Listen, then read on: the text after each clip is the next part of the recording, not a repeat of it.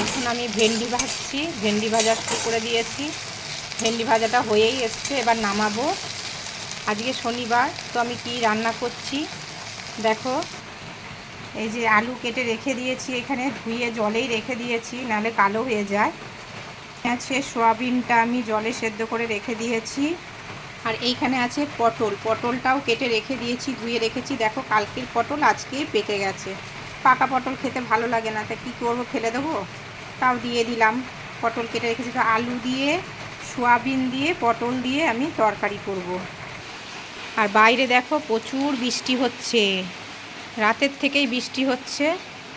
আর মা তো এখন ঠাকুর পুজো দিচ্ছে, মা বাইরে যেতে পারছে না তুলসী মন্দিরে, তো এখান থেকেই মা ধূপকাঠি দেখালো। প্রচুর বৃষ্টি হচ্ছে। কোথায় কোথায় বৃষ্টি হচ্ছে বন্ধুরা অবশ্যই কমেন্ট করে জানাবে। এই যে মা এখন পুজো দিচ্ছে, যেহেতু লাইটের আলোটা ভালো নেই ওই জন্য ভালো করে আমি দেখাতে পারছি না। এই যে আমাদের ঠাকুর, এই যে এইখানে।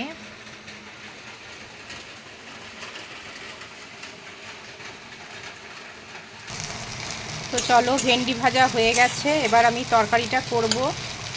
আজকে নিরামিষ, শনিবার বলে। তো আমি আজকে বৃষ্টি পড়ছে, হয়তো সবার বাড়িতেই খিচুড়ি হবে, কিন্তু আমি খিচুড়ি করতাম, যেহেতু কালকে আমি খিচুড়ি খেয়েছি সেজন্য আজকে আর করলাম না খিচুড়িটা। বৃষ্টি হলে পরে খিচুড়ি খেতে ইচ্ছে করে, কিন্তু কালকে খেয়েছি বলে আজকে আর আমি করলাম না। পরপর দুদিন খিচুড়ি খেলে একটু অসুবিধা হতেই পারে, সেজন্য করলাম না। তো চলো, ভিডিওটা কেমন লাগলো বন্ধুরা অবশ্যই কমেন্ট করে জানাবে।